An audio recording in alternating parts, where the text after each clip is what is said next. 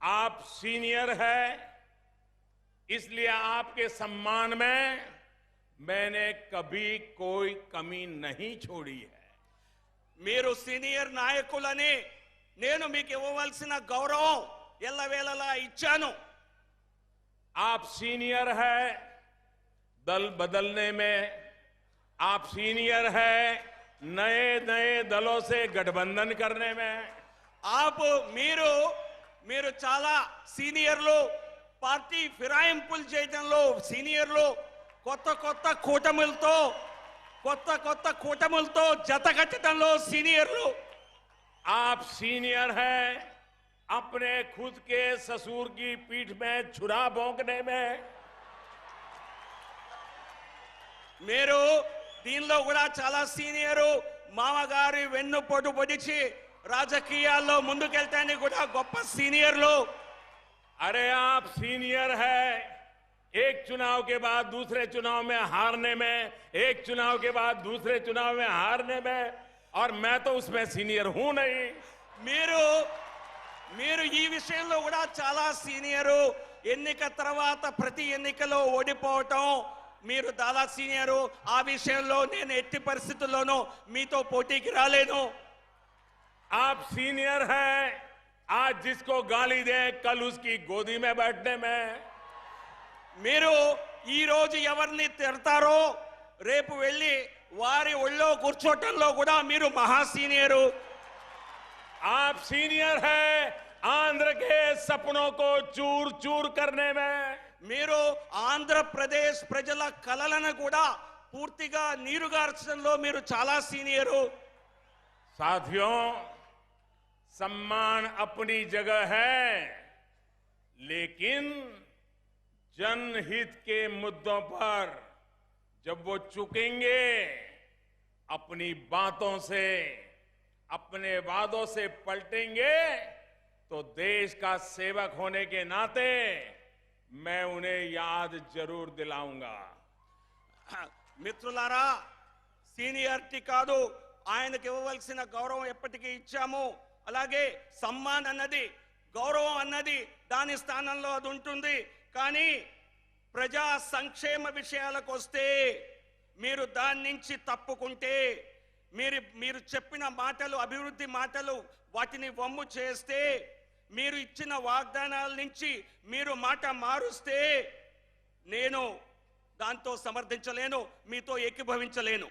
साथियों, आप ही बताइए, एनटीआर की विरासत संभालने वाले ने उनके सपनों को साकार करने का वादा किया था या नहीं किया था? మిత్రులారా, మీరు చెప్పండి, ఎవరైతే ఎన్టీ రామారావు గారి వారి వారసులుగా, రాజకీయ వారసులుగా ఎవరైతే వచ్చారో ఆయన కలలని నిజం చేయవలసినటువంటి బాధ్యత మీపై ఉందా లేదా? एनटीआर के कदमों पर चलने का वादा किया था कि नहीं किया था? ఎన్టీ రామారావు గారి అడుగు జాడల్లో నడుస్తామని మీరు ఆ రోజు చెప్పారా లేదా? क्या आज वो एनटीआर को सम्मान दे रहे हैं?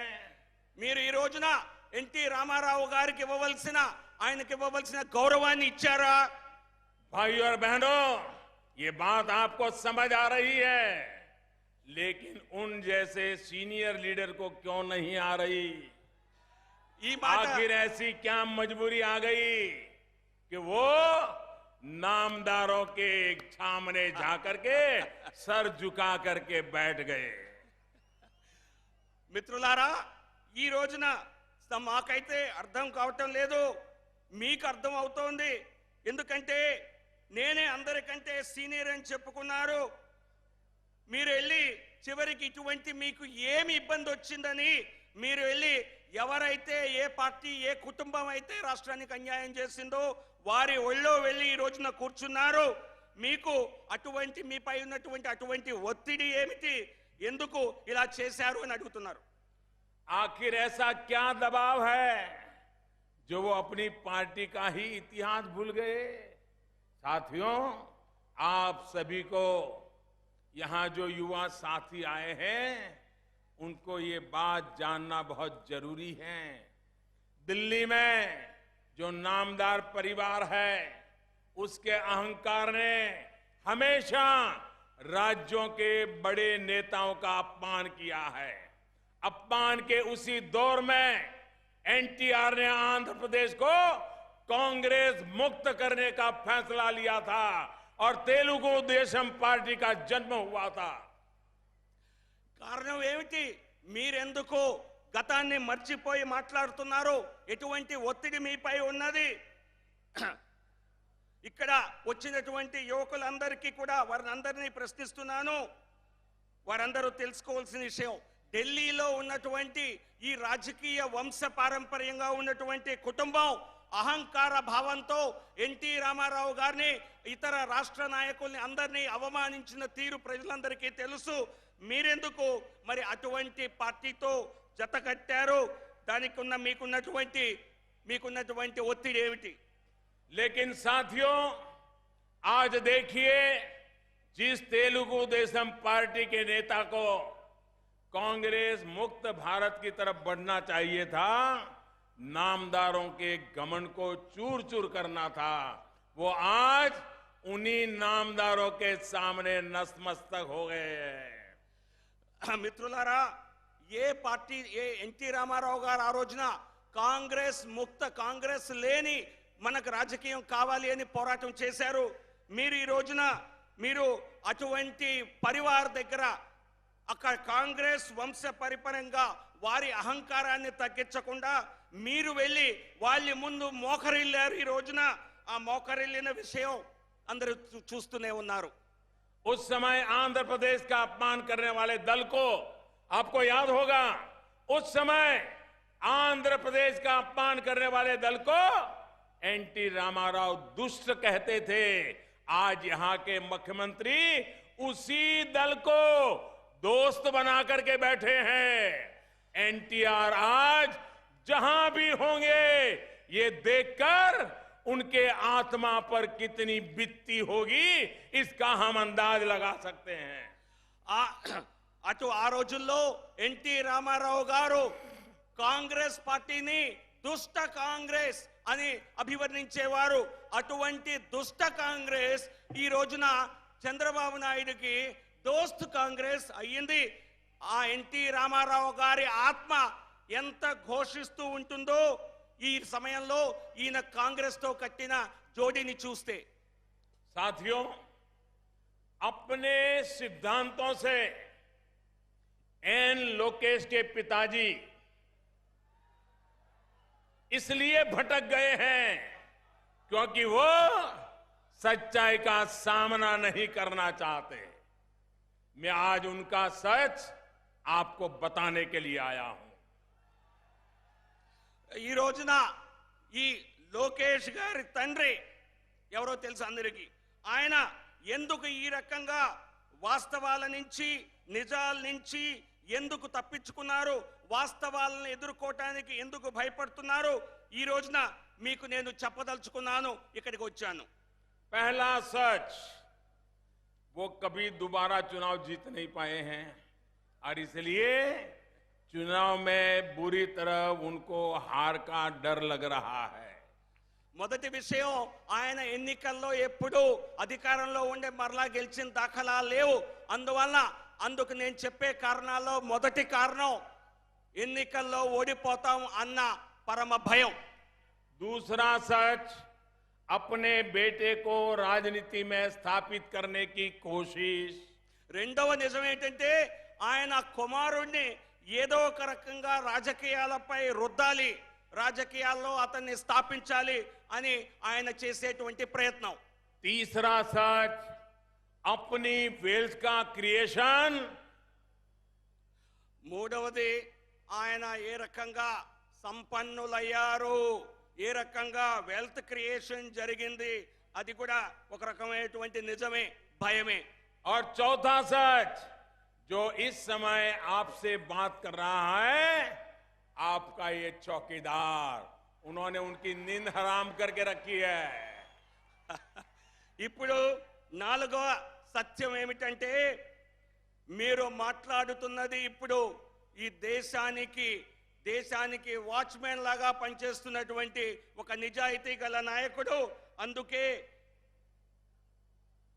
इन चारों सच्चाइयों से वो डरे हुए हैं, नींद नहीं आती है, परेशानी से दिन गुजार रहे हैं। ఈ 4 కారణాల వలన ఆయనకి నిద్ర పట్టడం లేదు, భయపడుతున్నారు, కంపిస్తున్నారు. भाइयों और बहनों, यहां के मुख्यमंत्री को तकलीफ है कि आपका ये चौकीदार, मेरी सरकार उनसे हिसाब मांगती है। पहले उन्हें दिल्ली के गलियारों में कभी भी हिसाब नहीं देना पड़ता था। अब मोदी उनसे कहता है कि आंध्र प्रदेश के विकास के लिए जो राशि दी गई, टैक्स पेयर का पैसा आपको दिया गया, उसकी पाई पाई का हिसाब दीजिए। और यही उनको अखरता है। ఆయనకున్నటువంటి ప్రధాన సమస్య ఏమిటో మీకు చెప్తాను. ఎందుకంటే మీ ముందు ఉన్నటువంటి నేను ఈ దేశ తిజోరీని ఒక రకంగా దాన్ని చౌకీదార్ లాగా, వాచ్మెన్ లాగా కాపాడుతున్నాను. అందుకే ఇచ్చిన రాశి కేంద్ర ప్రభుత్వం ద్వారా ప్రజల సొమ్ముని ఏదైతే రాష్ట్ర ప్రభుత్వానికి ఇచ్చామో దానికి లెక్కలు చెప్పమని అడుగుతున్నామో. ఇంతకు ముందు లెక్కలు చెప్పే అలవాటు వీరికి ఉన్నట్టు లేదు. అందుకే ప్రతి రూపాయికి లెక్క అడిగితే నా నుంచి పరిగెడుతున్నారు. लक्ष्मी नारायण जी, इस कार्यक्रम का खर्चा कौन कर रहा है? ఈ ప్రధాని గారు లక్ష్మీనారాయణ గారిని అడిగారు ఈ కార్యక్రమానికి ఖర్చంతా ఎవరు పెట్టారని. ఆయన ప్రతి ఒక్క రూపాయి మా పార్టీ నిధుల్ని ఖర్చు పెట్టి చేశామని చెప్పారు. यही पर आप देखिए क्या फर्क है। ఇది కార్యకర్తలు ఇచ్చిన నిధుల ద్వారా మా పార్టీ పెట్టినటువంటి ఖర్చు. यही फर्क है। अभी मैंने यहां एक सरकार का कार्यक्रम भी किया, एक छोटे कमरे में सरकारी खर्चे से कार्यक्रम किया, और ये बड़ा कार्यक्रम भारतीय जनता पार्टी के कार्यकर्ताओं के पैसे और पसीने से हो रहा है। ఇదే మాకు వీరికి ఉన్న తేడా. ఈ రోజు ఇక్కడ జరిగిన కార్యక్రమానికంతా ఖర్చు మా భారతీయ జనతా పార్టీ కార్యకర్తలే భరించారు. వెనకాల ఒక చిన్న టెంటుతో ఒక చిన్న కార్యక్రమం, అధికారిక కార్యక్రమం చేయటం జరిగింది. ప్రభుత్వ ఖర్చు కేవలం ఆ చిన్న టెంట్ వరకు మాత్రమే. ఇదంతా మేము పెట్టుకున్నటువంటి పార్టీ నాయకులు, కార్యకర్తలు పెట్టిన ఖర్చు. आंध्र के लोग जाग जाइए। ये कल फोटो खिंचवाने के लिए दिल्ली जाने वाले, बड़ा हुजूम लेकर के जाने वाले हैं, पार्टी का बिगुल बजाने के लिए जाने वाले हैं। लेकिन भारतीय जनता पार्टी जैसे अपने कार्यकर्ताओं के पैसे से कार्यक्रम कर रही है, वो आंध्र की जनता की तिजोरी से पैसे निकाल करके जा रहे हैं। आंध्र ने इसका जवाब मांगना चाहिए। ఇదే మనకు వారికి ఉన్న వ్యత్యాసం. చంద్రబాబు నాయుడు గారు వారి పార్టీ వారందరూ ఫోటోలు తీయించుకోవడానికి ఢిల్లీ బయలుదేరి వెళ్తున్నారు. దానికి కావాల్సిన ధనాన్నంతా ప్రజాధనాన్ని ఖర్చు పెడుతున్నారు. దానికి తప్పనిసరిగా వారిని నిలదీయవలసిన అవసరం ఉన్నది. मेरा आग्रह होगा कि दिल्ली आने से पहले, मुझे गालियां देने से पहले, आप आंध्र प्रदेश के लोगों को अपने खर्चों का हिसाब जरूर दे करके आए। నేను ముఖ్యమంత్రికి చెప్తున్నాను, మీరు ఢిల్లీ వెళ్లే ముందు, వచ్చే ముందు మీరు నా మీద తిట్లు వర్షం కురిపించడం మాట పక్కన పెట్టి ఈ రాష్ట్ర ప్రజలకి చెప్పండి ఏం ఖర్చు పెడుతున్నారు, ఎక్కడి నుంచి ఖర్చు పెడుతున్నారు, వివరణ చెప్పండి. आंध्र के मेरे प्यारे भाइयों बहनों, हम लोग स्कूल में पढ़ते थे तो टीचर किसी बात के लिए बुलाते थे और फिर कहते थे गो बैक, अपनी जगह पे बैठ जाओ. कहते थे कि नहीं कहते थे? మిత్రులారా, మనం స్కూళ్ళలో చదువుకునేటప్పుడు అప్పుడప్పుడు అధ్యాపకులు చెప్తుంటారు పిల్లలకి వెనక్కి వెళ్ళండి, గో బ్యాక్ అని. मैं तेलुगु तेलुगु देशम पार्टी का आभारी हूं कि उन्होंने भी मुझे आज कहा है, गो बैक, दिल्ली में जाकर के फिर से बैठो। ఈ రోజు ఈ తెలుగుదేశం పార్టీ వారు కూడా డైరెక్ట్ గా కాదు, వారి చెంచాలు చెప్పిస్తున్నారు, అది నా మాట. సో గో బ్యాక్ అని మీరు ఏదైతే అంటున్నారో దానికి మీకు ధన్యవాదాలు. నేను వెళ్ళి ఢిల్లీలోనే కూర్చోబోతున్నాను, మళ్ళీ ఢిల్లీలోనే అధికారంలోకి రాబోతున్నాను అని ప్రధాని గారు చెప్తున్నారు. मुझे देश के करोड़ों लोगों पर पूरा भरोसा है कि वो तेलुगु देशम पार्टी की इच्छा पूरी करेंगे और मोदी को फिर से बिठा देंगे. నాకు ఈ కోట్ల మంది ప్రజల ఆశీర్వాదం ఉంది. వారు కూడా వీరు చెప్పినట్లుగానే నన్ను మళ్ళీ వెళ్ళి ఢిల్లీలో కూర్చోబెట్టే కార్యక్రమంలోనే ఉన్నారు అధికారంలో.